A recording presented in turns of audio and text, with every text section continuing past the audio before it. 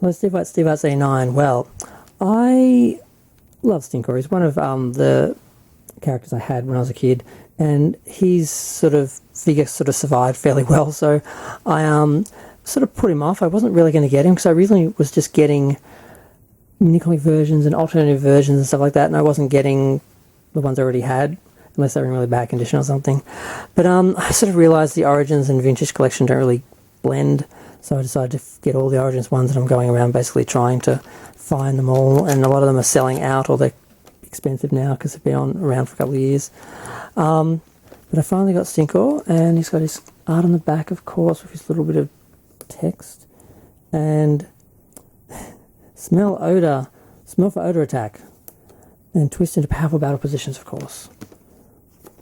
I'm never going to get Beastman. The Savage Henchman one looks awful. Okay, so we've got one of the first mini comics, which of course is stuck. They've all been stuck. Well, actually, no. I think one of them wasn't stuck that I've opened today out of 6. So we get, of course, the movable parts and Rock and a Hard Place, which probably everyone's already seen, but I'll have a look through it. The art's still good. Some of the newer ones, the art was getting really dodgy, and I was a bit worried, but they seem to have fixed that. The last newer ones I've read seem to look better. Okay, let's get them out. And of course, have to cut the ties. Does he have ties? Oh no, this one has got a band. I like it when they did this better. They just had a band holding them in place, and you could pop them out and sort of just pull them out and keep the bands to use to actually hold their weapons in place and stuff like that. Okay, I find that much easier. Okay, so he's got his one weapon, which is his shield. The same blue shield as the original, which of course doesn't want to easily open. Oh, for God's sakes.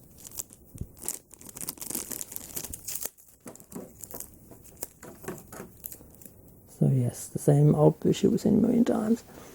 And to compare him to the original, I'm a bit scared to do it because although my original one kind of looks good, I feel like he aged well, his legs came off. And I haven't decided yet if I'm going to use the replacement bands or if I'm just going to glue them into place, because before the bands were a thing, I glued a couple, the legs came off, and I found it really convenient because they stand really easy, but of course you can't put them in vehicles, so I'm not sure which way to go, because I'm just afraid I'll go through all the trouble of putting the bands in, and then like in 10 years they'll start falling apart in the same way or whatever, or 20 years or whatever, assuming I'm alive then. But yeah, he looks pretty good. I do feel this orange is a bit dark, so the red doesn't stand out as much, the detail on the original. So that's something I didn't really notice till looking at it now. He's got less white around his eyes, but basically it's pretty close, which is why I didn't really consider getting it originally, because it's like, I feel like I've already got it. What am I getting out of getting this version? Well, now I'm just getting all the Origins versions, so that's what I'm doing. So yes. What do you think of Stinkor? Now I hear he actually has a smell. I haven't tried to smell him yet, because my original one still smells actually. So what about this one? Not really smelling it.